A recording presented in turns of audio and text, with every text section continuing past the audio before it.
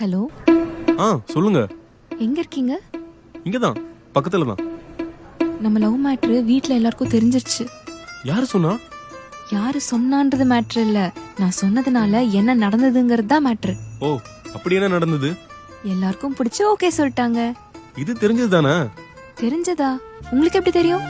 உன் மாமா தான் பேசுறேன்னு சொல்லிட்டு போனாரே.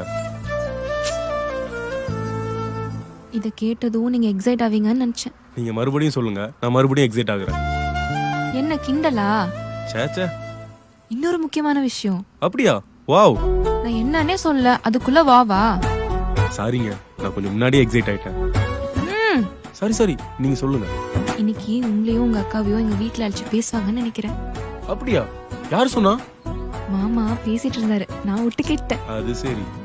இன்கேஸ் நீங்க வர மாதிரி இருந்தா நான் எடுத்து கொடுத்த ஷர்ட்டை போட்டு வாங்க. கண்டிப்பா. ஓகே, பாய்.